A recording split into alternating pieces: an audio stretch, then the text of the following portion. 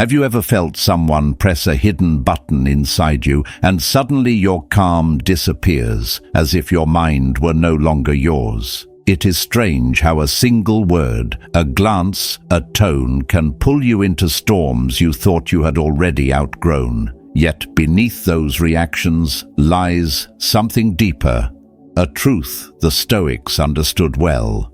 Stay with me and let us uncover it together.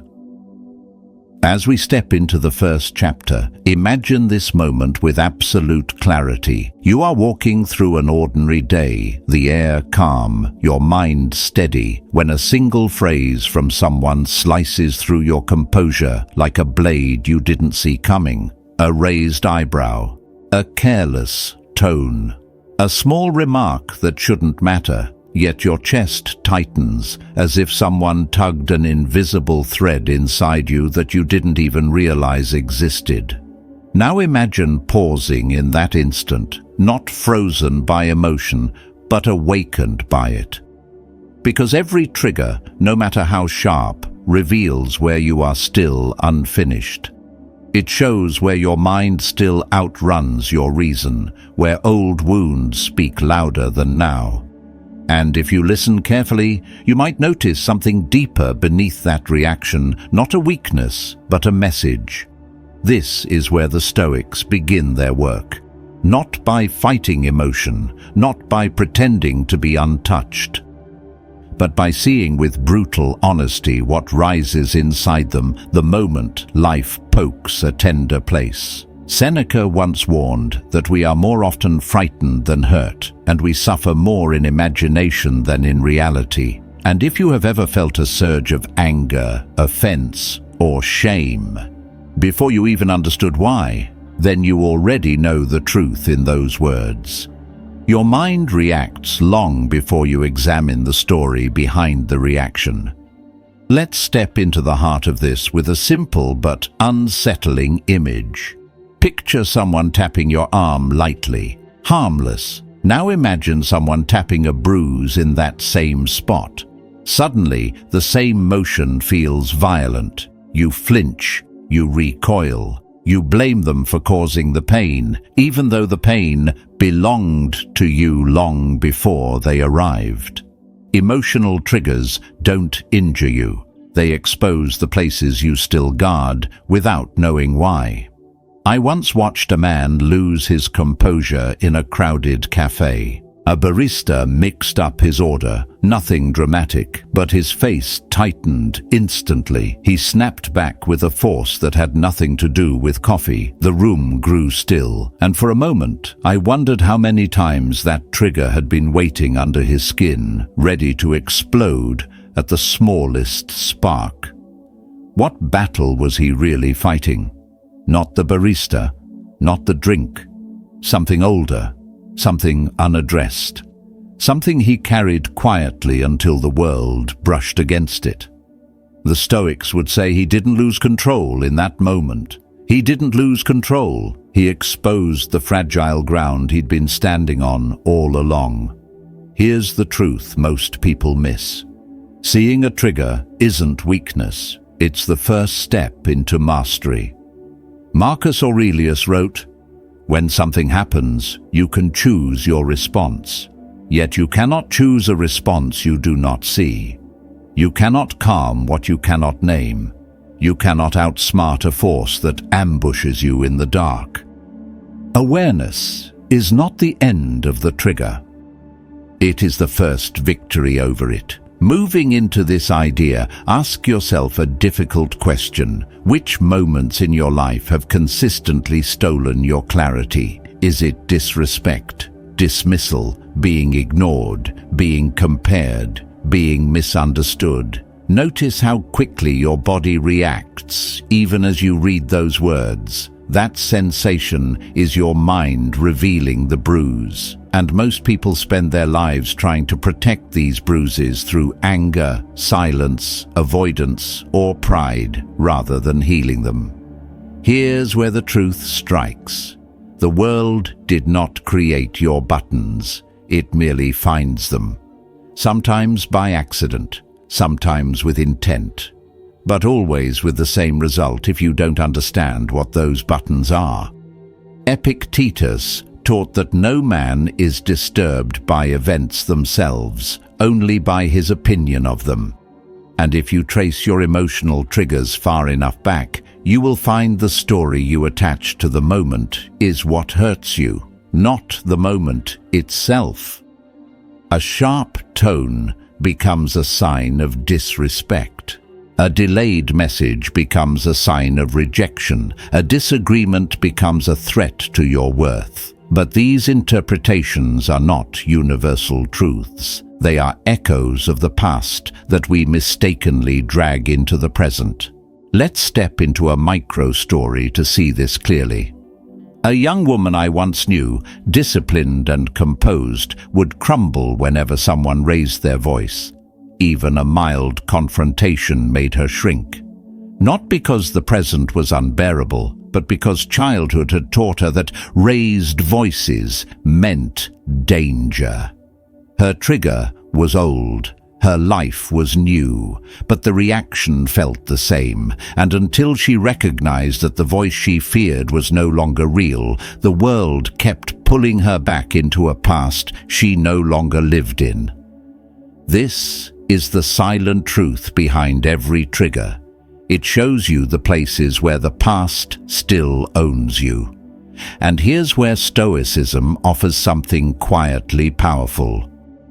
Instead of blaming the world for touching your wounds, the Stoic asks, why is this wound still open? Instead of saying, they made me angry, the Stoic asks, why was anger already waiting inside me? Instead of saying, they offended me, the Stoic asks, why am I so ready to take offense?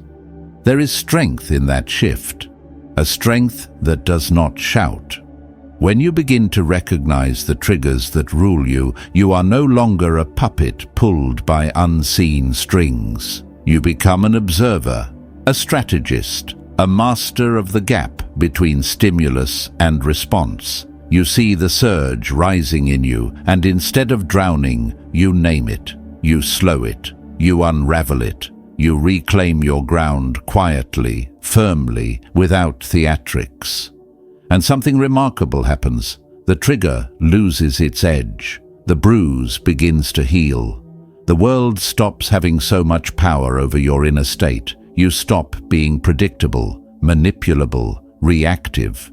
You become someone who sees their inner storms forming long before the clouds gather. That is how a Stoic begins the journey, not by suppressing emotion, but by recognizing where emotion begins, what provokes it, what wounds it touches, what illusions fuel it.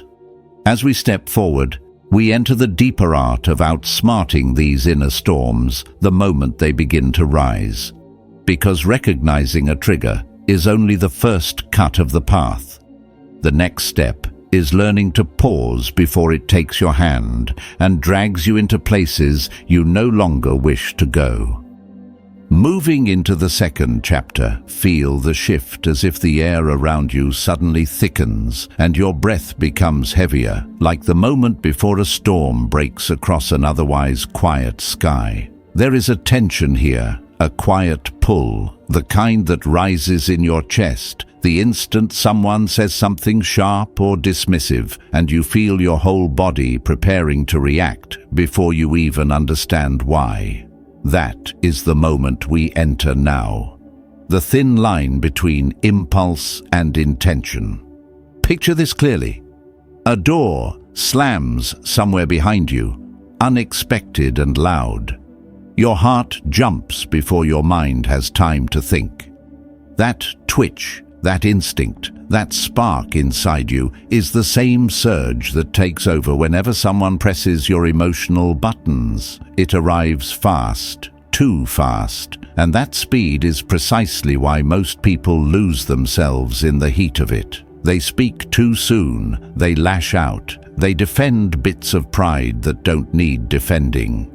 They try to regain ground that was never threatened in the first place. By the time awareness returns, the harm has already moved ahead of you. Here's where the Stoics offer a weapon sharper than anger and quieter than pride. The pause, a split second of command, a small delay that changes everything.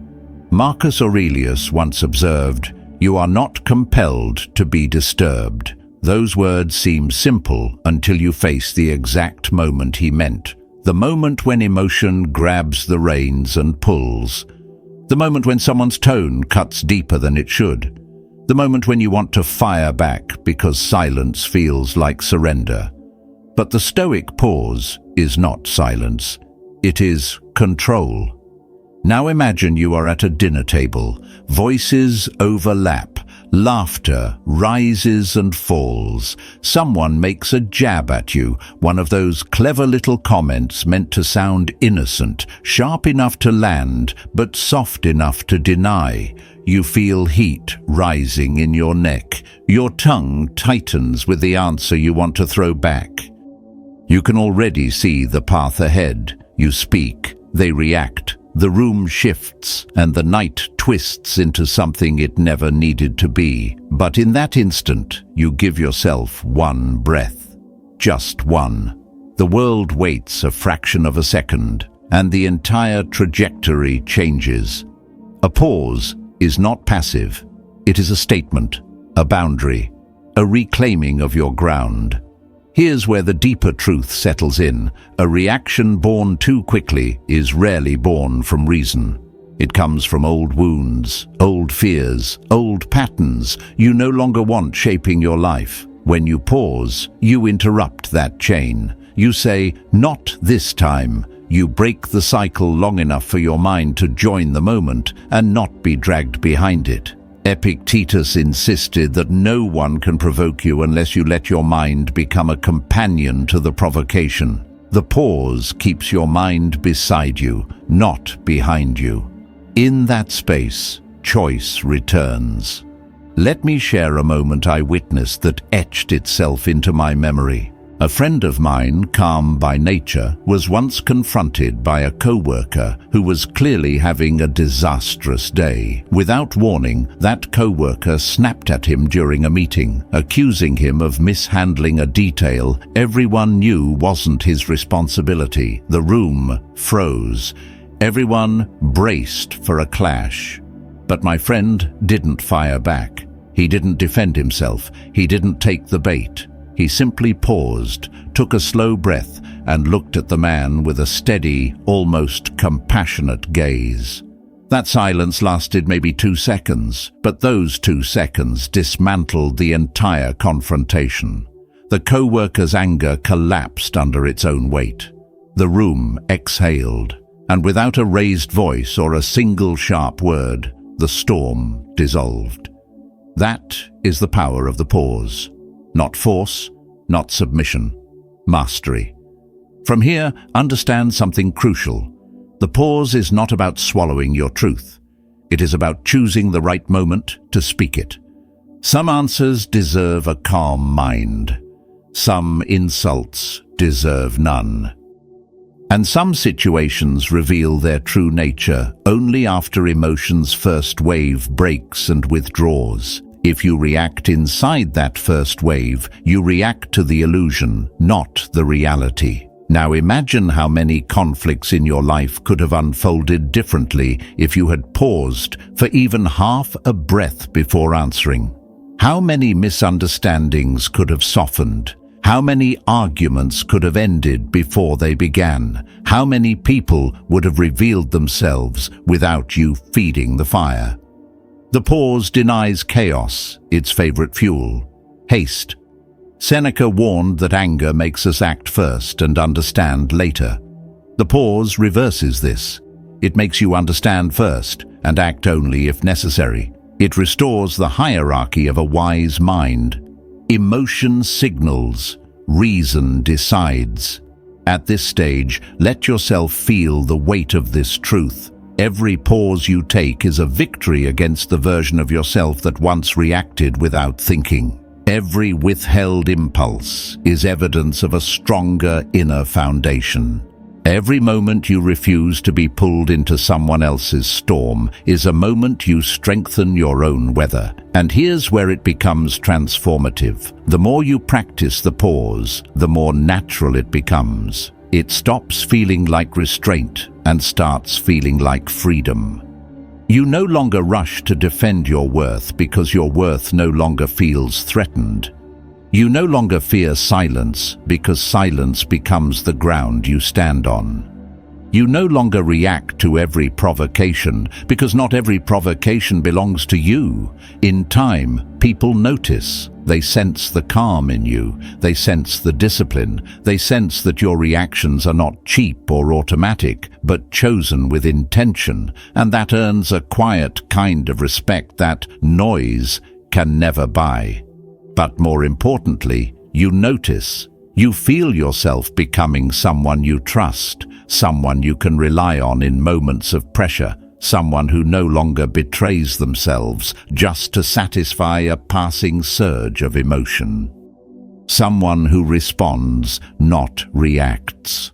This is where the Stoic path deepens. The pause is only the beginning. And as we move into the next chapter, we'll step into the art of reframing the stories that fuel your triggers in the first place, so that the storms lose not just their force, but their meaning. Advancing to the third chapter, feel the landscape of the mind shift again, as if you're walking from a stormy coastline into a dimly lit corridor where echoes distort what you hear and shadows stretch what you see. This is the territory where most emotional triggers are born, not from what others do to you, but from the story your mind tells you about what their actions mean. And those stories can turn the smallest gesture into a personal attack. They can make a raised eyebrow feel like a judgment, a delayed reply feel like rejection, a simple disagreement feel like an assault on your worth. Now imagine standing in front of a mirror that distorts your reflection, stretching certain features, shrinking others, twisting the truth into something unrecognizable. That mirror is the interpretation your mind jumps to when emotion rises faster than understanding. You don't just see what was said or done, you see what you fear it means, and fear has a loud imagination. Here's where Stoic wisdom slices through the fog. Seneca warned that we are deceived not by the things themselves, but by the opinion we have of them. The Stoics understood that the event is rarely the wound. The meaning we attach to it is. A sharp comment becomes an insult only when your mind paints it as one. Silence becomes abandonment only when you decide it confirms your insecurity. Disagreement becomes disrespect only when you believe it threatens your identity. This is where the reframing begins. Not by denying what happened, but by questioning the story that rises from it. Let me take you into a moment that reveals this truth with an uncomfortable clarity.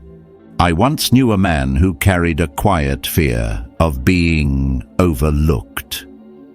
Whenever someone interrupted him, even accidentally, he felt a sudden tightening in his chest.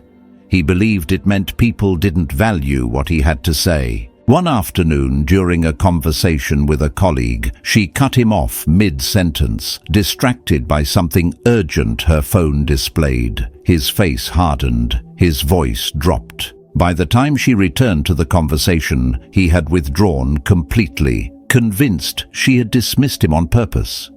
But in reality, she had received news about her child's health that demanded immediate attention. Her interruption had nothing to do with him, yet his story made it everything about him. That is the danger of unexamined interpretation. It isn't just inaccurate, it becomes a cage. And the Stoic path is the work of breaking that cage, one story at a time. Now imagine this. Someone speaks to you with a tone sharper than usual. Instead of letting your mind leap to, "They're disrespecting me," you pause long enough to ask a different question. What else could this mean? Maybe they're tired. Maybe they're overwhelmed. Maybe they're fighting a battle you know nothing about. Maybe their sharpness is a reflection of their struggle, not your inadequacy. It does not excuse their behavior, but it reframes your reaction. It loosens the grip of the trigger. It restores clarity. Epictetus taught that when someone provokes you, remember that it is your judgment that provokes you. He wasn't saying the world is harmless. He was saying you must become stronger than your first interpretation. That strength is not cold detachment. It is freedom. From here, let's step into another image. Picture yourself standing by a river. Someone throws a stone into the water. The ripples spread. If you stare only at the ripples, you might believe the entire river is shaking. But if you lift your gaze, you'll see the water, beyond the ripples, remains perfectly still.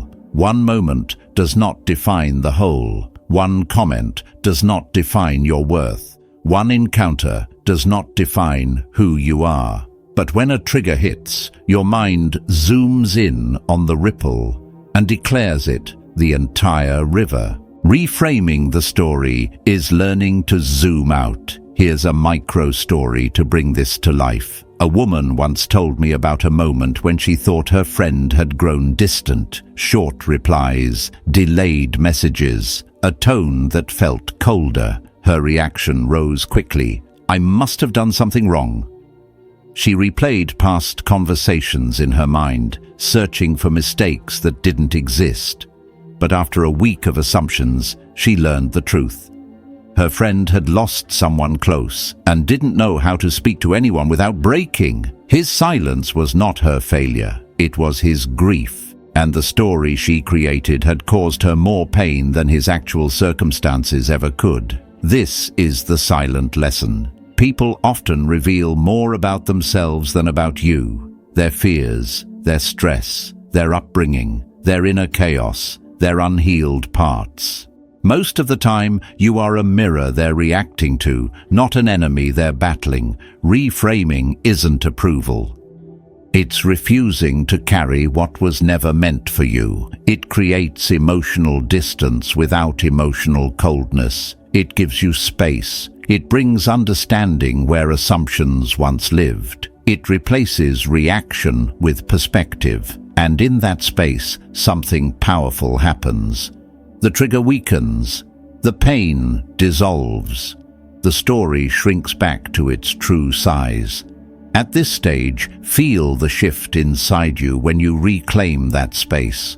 Feel the steadiness that comes from refusing to believe every dramatic story your mind writes in the heat of emotion. Feel the quiet strength that comes from being the one who decides what something means. That is a power most people never discover. And here is the truth to carry forward. When you change the story, you change the reaction. When you change the reaction, you change the outcome. And when you change the outcome, you change the person you become. This is the Stoic way. Not erasing emotion, illuminating it. Not suppressing pain, understanding it.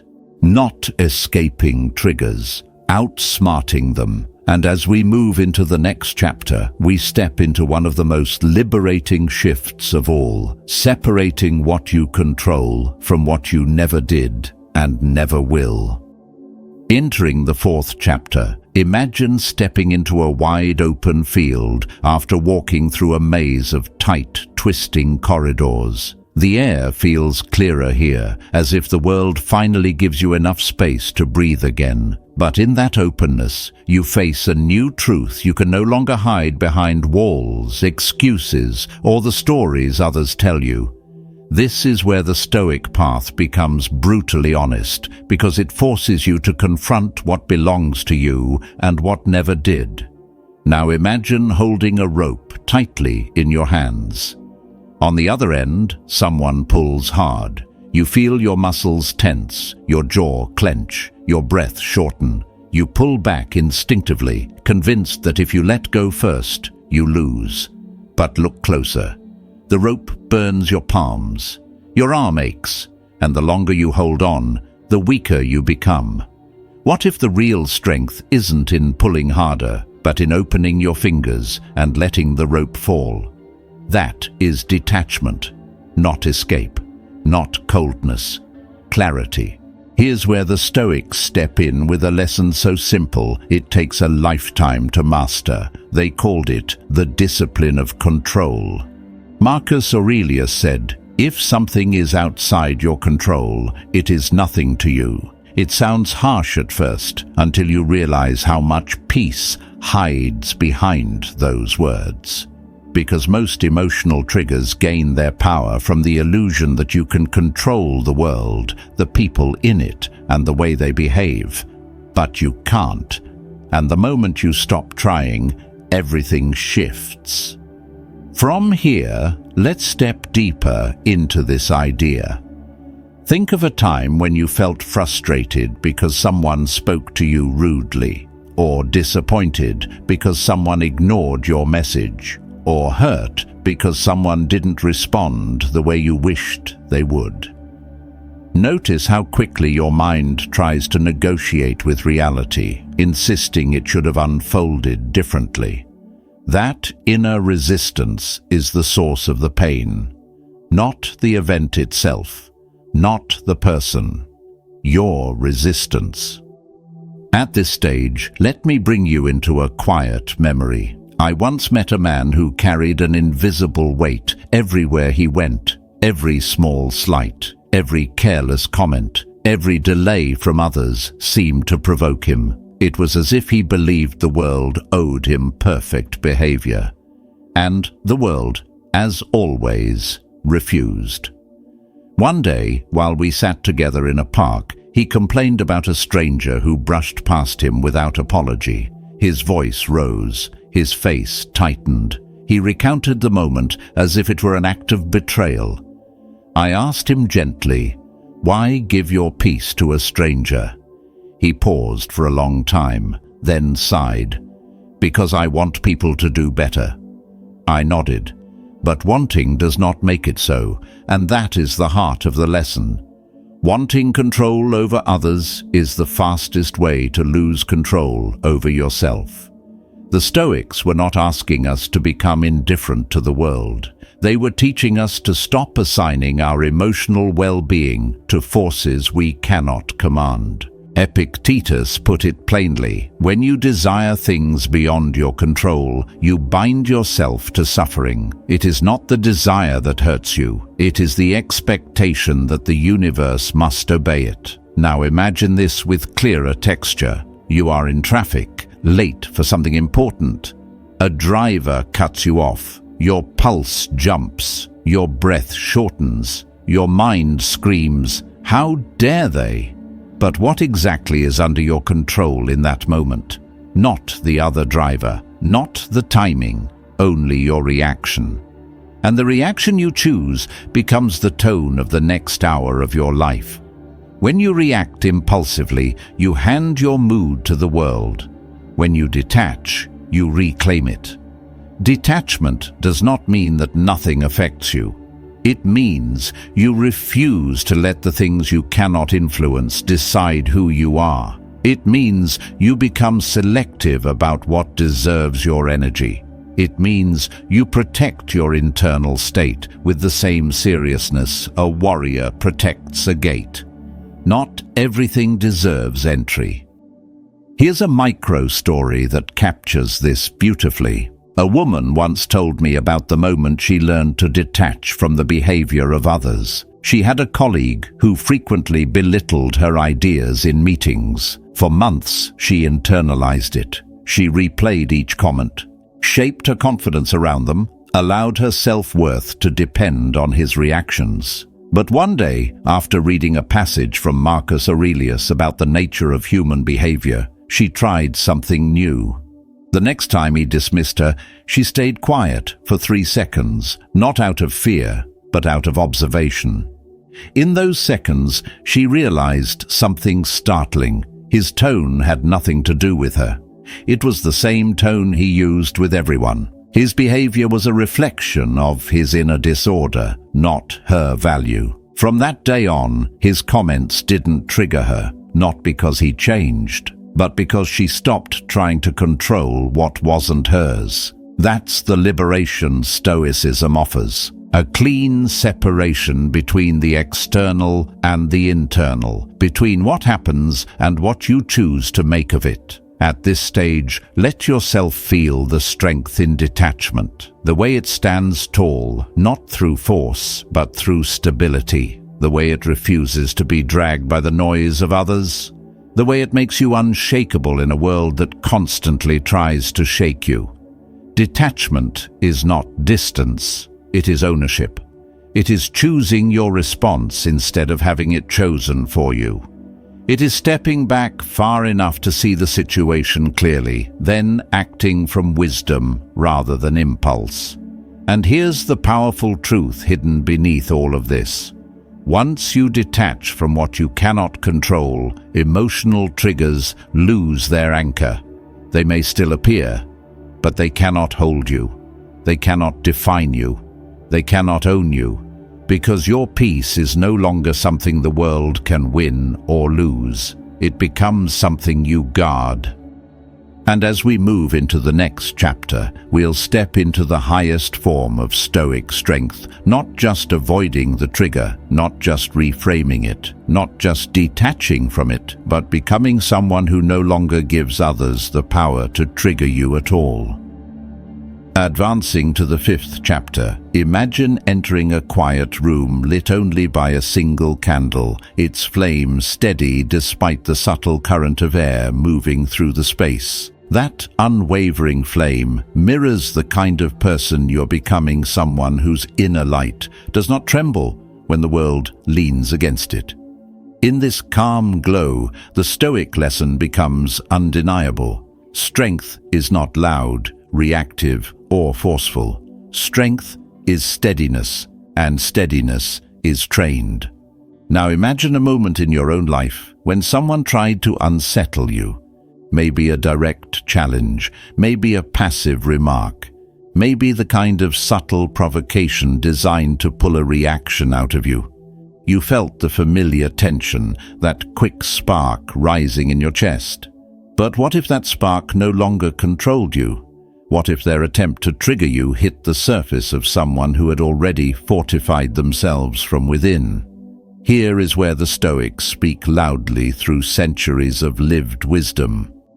Seneca wrote that the soul becomes dyed with the color of its thoughts. If your inner world is painted with disorder, your reactions will show disorder. If it is painted with strength, you will project strength. So the goal isn't to eliminate every trigger. The goal is to become someone who no longer offers a place for those triggers to latch onto. This transformation begins through discipline, the quiet, unglamorous kind. The discipline of rising early, not for productivity, but for peace. The discipline of silence, carving a moment each day where nothing pulls at you. The discipline of discomfort, choosing small challenges to train your mind to stay calm when things do not go your way. Discipline is not punishment. It is architecture. You build yourself through it. Let me bring you into a story that has stayed with me.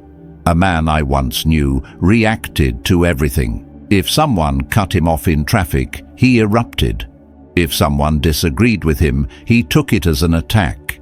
His entire identity was a live wire, easily set aflame, but life eventually humbled him. He lost relationships. He exhausted himself. One morning, while sitting alone at a bus stop, he realized something painfully simple. The world was not hurting him. He was hurting himself through the way he responded to it. That day, he made a decision to become someone no one could easily provoke. It did not happen overnight, but he started small, cold water in the morning to train his breath, a pause before speaking to train his restraint, a journal to release his storms instead of handing them to others. Over months, his edges softened. his center strengthened, and those who once toyed with his emotions found nothing left to pull. From here, the lesson deepens. Your reactions are shaped by the identity you carry silently inside you. Marcus Aurelius wrote that nothing has the power to disturb you unless you permit it access to your mind. If you build an identity rooted in insecurity, you will react from insecurity. If you build an identity rooted in composure, everything you do will echo composure. Your identity becomes your shield. Now picture a tree standing alone on a hillside. Winds push, rain lashes, thunder cracks overhead. The tree bends, but its roots keep it grounded. Being triggerable does not mean you never feel the wind. It means the wind never takes you with it. Your roots are your practices, your discipline, your clarity about who you choose to be. Another story makes this even clearer. A woman once shared how deeply criticism used to wound her. One harsh word, and she would collapse internally. But then she came across a line from Epictetus. If something external disturbs you, the trouble is not the thing itself, but your estimate of it. She realized her reactions came from an identity she had built around needing approval. So she rebuilt herself, piece by piece. She wrote a single sentence each morning affirming who she chose to be, not who others implied she was. Over time, criticism stopped shaking her. Not because people became kinder, but because she no longer tied her worth to their opinions. This is the essence of becoming triggerable. You rise not by blocking emotion, but by strengthening identity. You stop being tossed by every tide because you stop identifying with every tide. You become someone who understands that most people project their inner disorder outward. Their sharpness reflects their struggle, their dismissiveness reflects their insecurity, their cruelty reflects their weakness, and none of that belongs to you. At this stage, let yourself feel the shift that happens when you stop absorbing every blow. You become lighter, stronger, quieter. It is not numbness, it is clarity. You begin to notice that silence is a form of strength, not an absence of emotion. That walking away is a form of power, not defeat. That choosing not to react is often the greatest reaction of all, but here is the deepest truth. You cannot become triggerable without confronting your own internal fractures. Those fractures are where the world enters. Heal them through discipline, strengthen them through self-respect, guard them through awareness. When you stop abandoning yourself, you stop giving others the power to shake you. So ask yourself, who are you becoming? A person who reacts out of old wounds, or a person who responds from a grounded, chosen identity? A person shaped by the world, or a person shaped by their own discipline? Here is the final realization. Once you build an identity rooted in inner strength, emotional triggers lose their leverage. People will try to push your buttons and find there are none left to push. You become the steady flame in the draft-filled room. And that, more than anything, is what it means to outsmart the world like a Stoic. As we come to the end of this journey, remember that every moment of clarity you claim is a step toward a steadier and stronger mind. If today's lesson helped you see yourself more clearly, feel free to subscribe so you can keep growing with each new insight. Leave a short comment saying "Stay calm" to anchor the message within you. Keep walking with intention, and I will meet you in the next chapter of your strength.